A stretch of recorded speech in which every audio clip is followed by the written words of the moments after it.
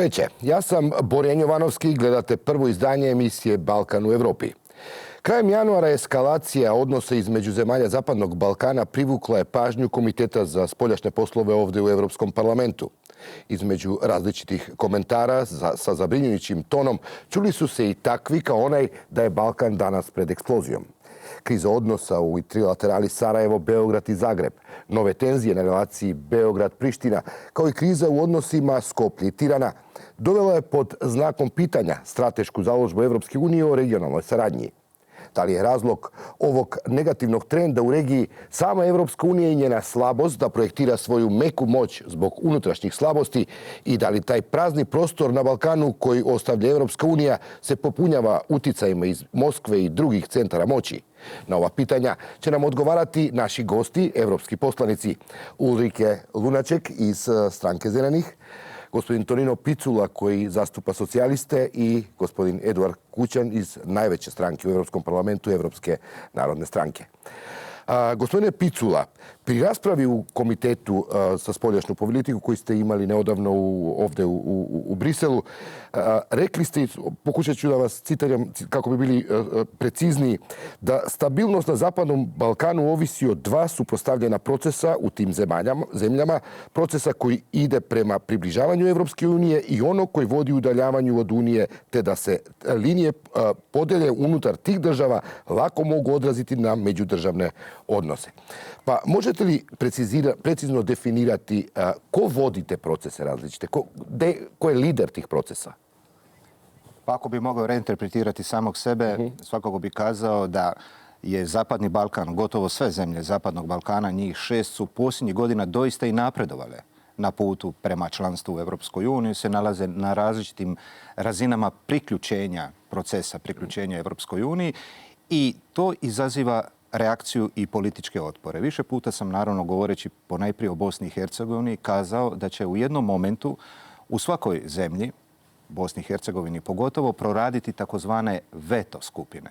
Veto skupine su političke, gospodarske grupacije kojima ne odgovara usvajanje evropskih standarda, mijenjanje zemalja, usvajanje reforma, jer one su dobro smještene u postojećim kontekstima tih zemalja koji su u svakom slučaju u zaostatku pred zemljama koje su članice Evropske unije. I veto skupine naravno pružaju otpore i rekao sam da se često događa da otpor reformama, ulasku u višu fazu pregovora sa Briselom, će se svakako odražavati onda i na bilateralne odnose, doći će do takozvanog spill-over efekta. I to mogu prepoznati u dobrom dijelu događanja koji ovoga trenutka upravo izazivaju zabrinutost ne samo vanjsko-političkog odbora Evropskog parlamenta, nego dobrog dijela poznavatelja terena na samom Zapadnom Balkanu. Ne bih želio da me se krivo shvati, nisu zemlje Zapadnog Balkana ovoga trenutka u nešto nestabilnijim i lošim odnosima kao žrtve vlastitog evropskog uspjeha, ali ne smijemo ni tu činjenicu smetnuti sa uma. Gospodine Kukan, na toj ste sjednici vi izrazili zabrinutost zbog talasa nacionalizma i skepticizma koje, kako ste rekli, zahvatio celu regiju. Na šta se to odnosi? Ko, opet ću probati izvući od vas, ko vodi te procese? Ko vodi proces udaljavanja od Evropske unije ili ko su ti faktori koji omogućavaju razvoj ovih talasa nacionalizma i retrogradnih snaga u regiji?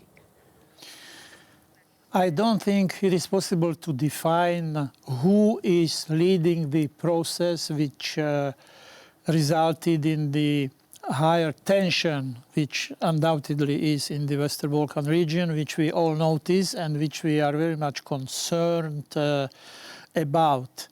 I think that there is no question here in the Brussels that we want to go on with the process of enlargement, that we want to assure our partners in the region that enlargement is going on, although on the other hand there were several factors which brought a, I would say, deep kind of skepticism in the whole region, following what we are doing here in Brussels. It started with the famous statement of Jean-Claude Juncker. At the beginning, he stated the obvious that there will be no enlargement in the next 5 years, but I think that kind of message, which is very sensitive, should be delivered differently, not like that. It didn't exactly encourage the leaders in the region. And then there were several developments between Serbia and Kosovo. Of course, the talks are going on, the agreements are signed, difficulty to implement. So the process of dialogue is going on, but there is still some mood which is not very conducive, not very positive. And somehow all these circumstances were expressed at the same time, and it led to the situation as you mentioned it. So it was several factors. Also, I wouldn't say that it is the reason for that skepticism or tension are solely in the Balkans, in the Balkan countries. I think that it is also a lecture for us, the European Union, that sometimes we don't do things to increase our credibility. Sometimes we are asking, requesting countries in the region to deliver something, they deliver, and we don't deliver from our side. And it sends very bad signal. Gospođo Lunacek, i vaše izlaganje na sjednici na komitetu spoljašnjih poslova bilo je u tonu zabrinutosti. Šta je po vama razlog ovakvih stanja u regiji? Da li zbog toga što se sada dešava u regiji i tog skepticizma i nacionalizma nije razlog i sama inferiornost, pa i introvertnost, rekao bi, Evropske unije?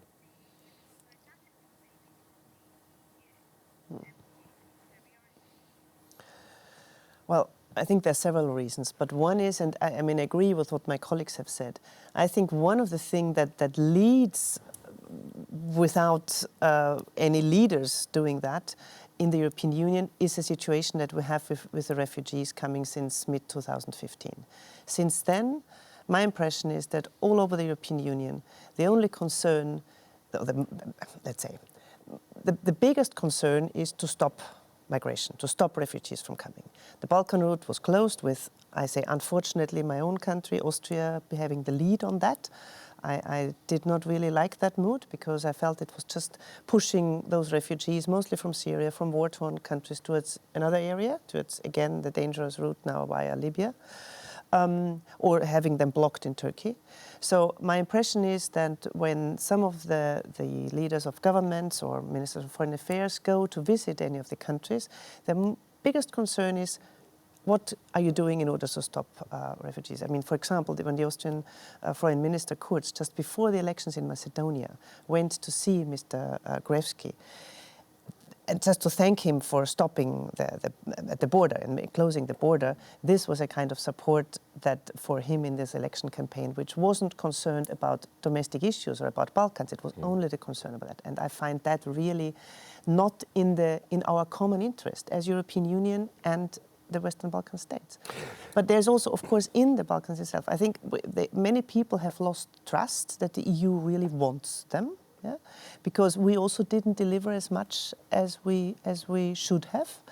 And I think there should be some kind of new idea to really make them believe that. And it's true, as Eduard Kukan said, it started with Mr. Juncker saying that, 4 years ago now almost. Yeah? Mm-hmm. So just to finalize that, I think there should be some initiative, for example, and that has been demanded already years ago, that there should, for example, be a screening of all the 6 countries, yeah? who also those who are not yet candidate countries. Yeah? Start with doing something that they are seen that things are moving forward. That would be an idea. Svi osuđuju nacionalizam i te retrogradne pojave i koketiranje sa prošlošću, blisku prošlošću Balkana. Još jednom ću pitati, da li je moguće da locirate, da imenujete adrese iz kojih taj nacionalizam potiče? To, kao primjer, Washington, oficijalni Washington je Dodika stavio na crnoj listi. Imeno zbog toga što smatraju da opstruira procese stabilizacije i evropske integracije. Da li Evropska unija može navesti ime i prezime onih koji na Balkanu prave problem? Gospodin Picula. There is no He's not one size. There is no one size fits all approach. It's for sure. If I may add what Madam Lunacek and Mr. Kukan had said, there's a couple of reasons why we are debating deterioration of the stability and cooperation of the Western Balkans. But processes which started years ago, of course, cast a light on something what is happening not only on the Balkans, but all over the European Union. You mentioned populist, you mentioned chauvinist, of course. But yes, we can condemn them. But in the certain countries, people vote for them. That is a fact. And we need to dig, member states, we need to dig out reasons why former small... Šta mislite o odluci Vašingtona da Dodika stavi na crnoj listi? It's okay decision for Obama's administration. Da, možete pričati na hrvatskom službenom jeziku. But I would like this part of the conversation to speak English, of course. And it's obvious that European Union did not follow the move done by the Obama's administration because it's not easy to set a common agreement what's happened within the 28 member states. If it's so easy, European Union act more united way on some problems before. So former, smaller, chauvinist, xenophobic parties all over the Western Europe now are part of the mainstream. So I think it's not just a reflection of what's going on in Western Europe, on the Balkans, but we can understand that the Balkan is not a subcontinent separated for the rest of the Union. It's easy to see similar processes within almost all Balkan countries. And one thing I would like to refer what Madam Lunacek just had said. What's our main task on the Western Balkans in this moment, especially after influx of the migrants 2 years ago, to push countries to deliver democracy, to upgrade standards as European standards, or to back so-called strong politicians able enough to put a cork on the migration processes. I imate li odgovor na ovu dilemu? Šta uraditi? I would agree with what Mr. Picula said. You are asking about the decision of Obama administration concerning Milorad Dodik. Well, it's American decision. Let's wait what President Trump is going to do about that. Samo da podsjetim da je novi ministar financija iz Trumpove administracije potvrdio tu odluku administracije predsjednika Obame. But the true and realistic answer was that United States is a big country. They can decide. We have the fact that maybe we shall be 27, not 28, will not help us in following each one's national interest. So it's very difficult to achieve at a conclusion. And we were discussing the move of Dodik concerning the referendum and the behavior. But, you know, it's very sensitive issue.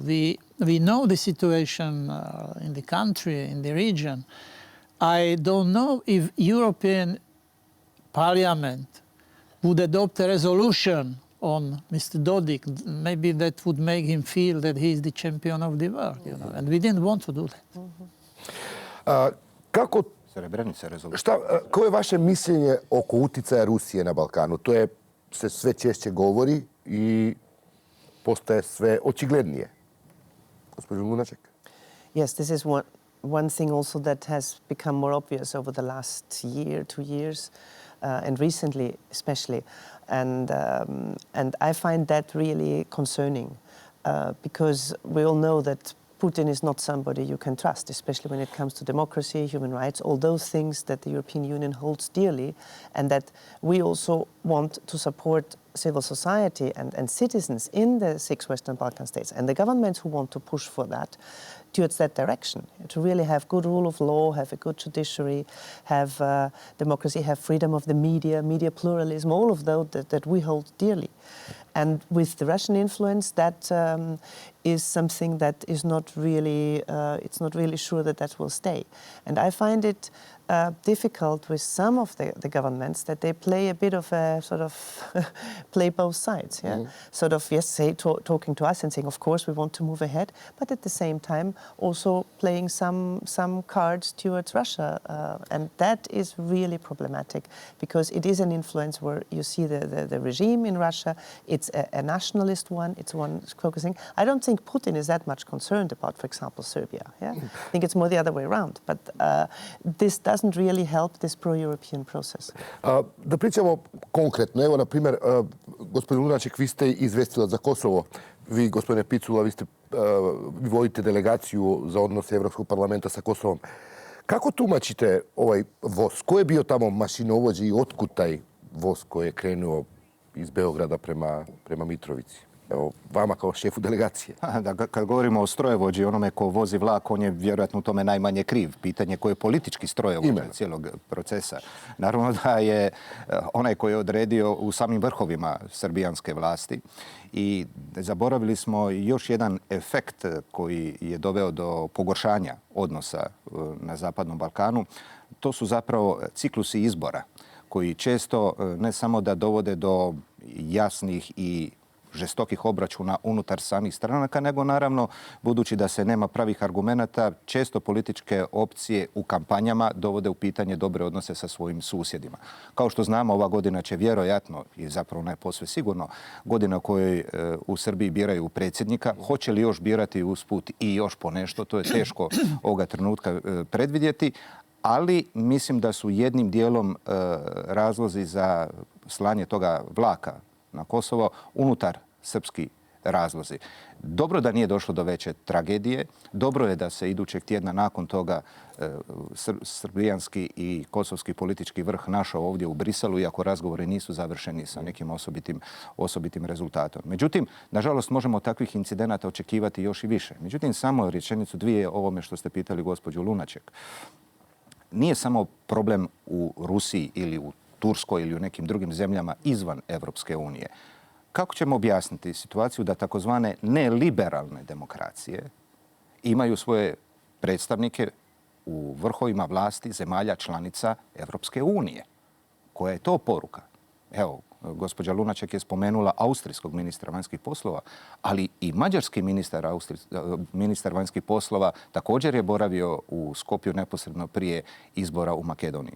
Dakle, priroda i politika ne vole vakum. Ukoliko Evropska unija, njezina politička ponuda, bude slabila u regiji, neko će je drugi popunjavati. Hoće li to biti Rusija, Turska ili će takozvana neliberalna demokracija jačati na Zapadnom Balkanu, sasvim je svejedno za evropsku perspektivu tih zemalja. Gospodin Lunacek, neki voz nazivaju ruski voz. Da li se slažete sa takvom kvalifikacijom? Well, I wouldn't call it a Russian train. I don't think, first of all, it was a Serbian train as much as I know.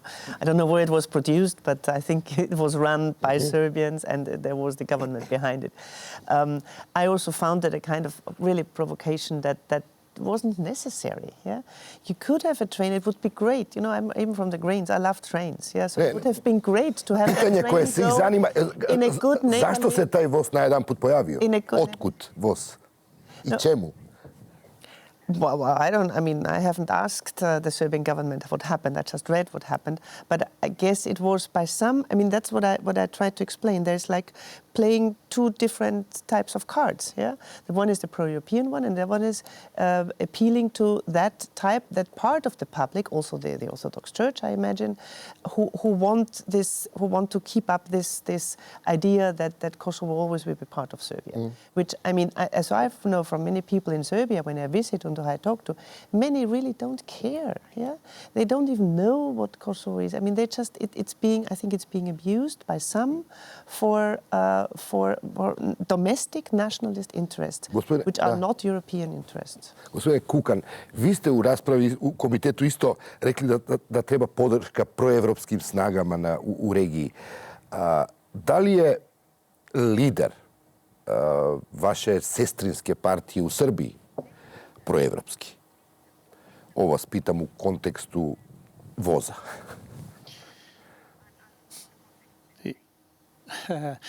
My very clear answer, without any hesitation, yes, sir.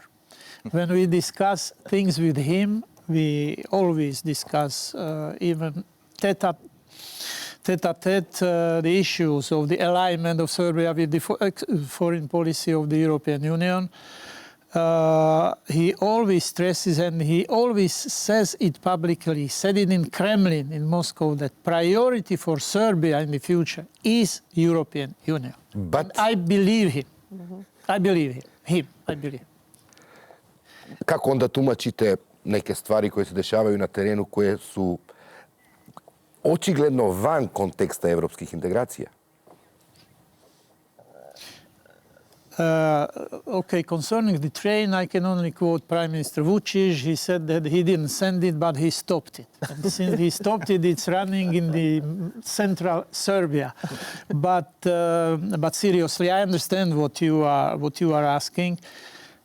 We are not against the relations of the Western Balkan countries with Russia. Everybody has relations with Russia, but they have to be in accordance with the rules of the EU or rules of the country which has ambition to become the EU. Idemo na Bosnu i Hercegovinu. Tamo postoji očigledno isto jedna tendencija rastećeg nacionalizma. Kako tumačite tu promjenu u atmosferi u Bosni i Hercegovini i kako utiče spored vas ova rezolucija s kojom je parlament sugerirao federalizaciju, odnosno poštovanje principa federalizacije i decentralizacije? Pa ako mogu dodati nekoliko rečenica kao voditelj izaslanstva Evropskog parlamenta za odnose sa Bosnom i Hercegovinom.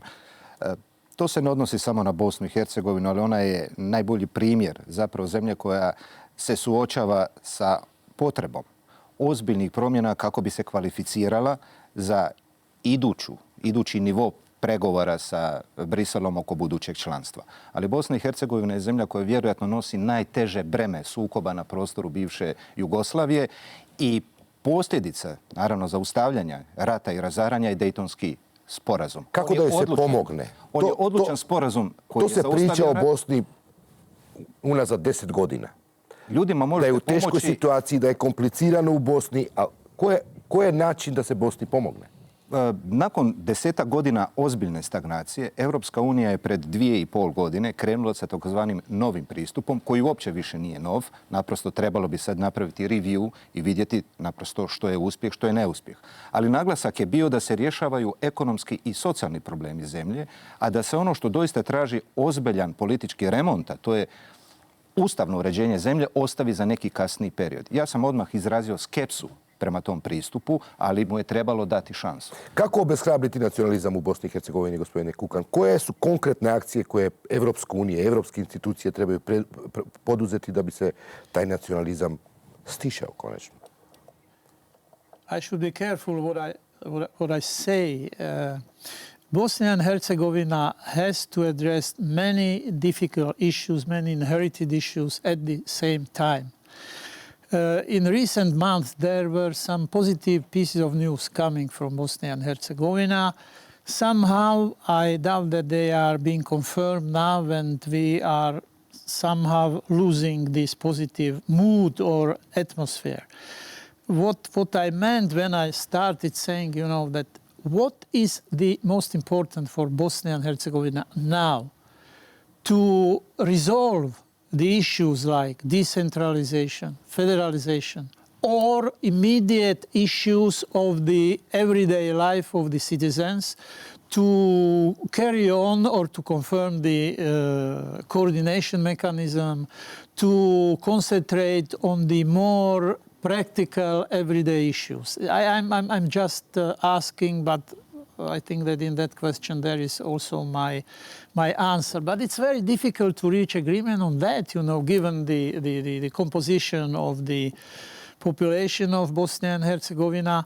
And I think that EU should consistently work with the country and, as Tonino said, that to try to detect what would be the best procedure to move things forward in Bosnia and Herzegovina because we are responsible for that. Da li mislite, gospođo Lunacek, da je sudbina Bosne i Hercegovine na izvesni način povezana sa Kosovom i neizvesnosti kako će se kosovsko pitanje rešiti i da se u tom kontekstu možda i pozicionira Republika Srpska? No, I wouldn't really say that it's directly connected, but I think it's a signal on like both in Kosovo but also in Bosnia that the situation is not as stable and as forward-looking as we would like it to be. Yeah? I'd also like to add something that I didn't finish to say at first, because I think the one thing what I always try to convey to people, be it governments or be it citizens, whoever, is that this idea of how the European Union was built on cooperation instead of confrontation and on good neighborly relations, that is something that really we haven't seen yet in the Western Balkans in general. Be it in Bosnia, with the situation that also the constitutional process is really stuck. Yeah? It's like everyone on his or her, some women, but not many, on his own.